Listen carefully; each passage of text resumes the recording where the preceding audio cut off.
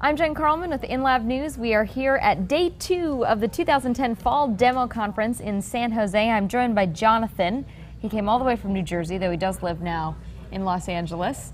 Your company is Ether2, and you were one of the people who did a 90-second alpha pitch. So tell me a little bit about Ether2. What's your company all about? We're about revolutionizing telecommunications in all of its forms. Our technology can be applied to any type of network. We've identified the low-hanging fruit as sensor networks or feeder networks that can extend the existing internet, because we're not going to try to take over the world tomorrow. Okay, that's probably a good idea. Yeah. In fact, we are so 180 degrees in the other direction that the reason we're here at Demo was to announce to the whole world that we're giving away our technology. Really? We want companies on every continent to be born using our technology, and that will be like creating our own competitors. There's an Italian company called Arduino, which is the leader in robotics controllers. So they are a proven hardware model for open source.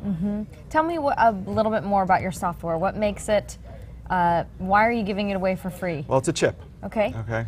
The technology replaces Ethernet. Okay. The reason being that Ethernet is a 30-year-old technology.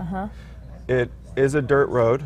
It has always been a dirt road. Now it's a dirt road that's as wide as a superhighway, but it's still a dirt road. We just keep making it wider, but it's extremely inefficient. And if you look at the National Broadband Plan, they will cite that the average advertised broadband speed is 8 megabits. That's what people pay for. The average speed that they receive is 4.1. That's half. Where's the rest going? The Gulf of Mexico? Right.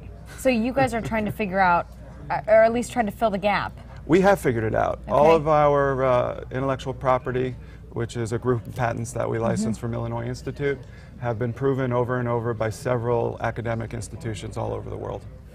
Tell me a little bit about your props here. It says brick wall and then internet. So explain this to me a little bit. Yeah, if you look at, again, the National Broadband Plan, the FCC has stated that we will never have a fully pervasive system of universal connectivity, that the internet of the present will not become the internet of the future.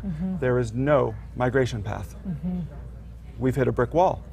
In the name of interoperability, the IEEE has made sure that the Ethernet kernel has stayed in every form of networking. It's in 802.11 for Wi-Fi, it's in 802.16 for WiMAX, it's in 802.15.4 for sensor networks. It will be in 803.22 for long range. Jonathan, you're talking way above my head here, my friend. It's in every protocol, and it's a ball and chain. Okay. Okay.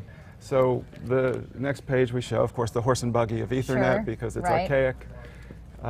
That's our solution. We call it the queue because it's based on distributed queuing. Okay. The important thing about that is we can operate networks at 95% efficiency as opposed to 50% efficiency. Ethernet is like several couples walking into a restaurant that's crowded trying to get a table. Our protocol is like going to the restaurant and always having a reservation. Okay, so you get seated immediately. Sure. It's like we eliminate routers. Excellent. That is a byproduct of our technology. It's not really the main focus. The fact of the matter is that the router only exists in the first place because of the fundamental flaw in Ethernet. We love TCP/IP. Okay, we don't want the internet protocol to change one iota. Otherwise, we'd be asking the world to do a complete technology refresh. Right, we know that's not going to happen. That's not going to happen. So we have to provide a migration path. Okay. Our protocol can do Ethernet framing and our protocol at the same time, so we can provide that migration path. It's a broadcast architecture. Everyone's familiar with broadcasting from the old days of TV and radio. Imagine if somebody went to the store and bought a TV and had to figure out how to route the signal from the broadcaster to their device. Oh, simple, Jonathan. The whole medium never would have taken off. Right. RKO radio would have never been adopted. Our source code, again, open to everyone. We want to invent our competitors. And this is what we solve in the long run. National security, net neutrality, and digital divide. Interesting. Lofty goals, admittedly. Right. But when you have a broadcast architecture, what does that translate to? That means that you can add additional users to the network without incurring additional overhead. That's crucial. Jonathan, Ether2 is the company. Very interesting. Thanks so much for your time. My pleasure. Thanks for having me.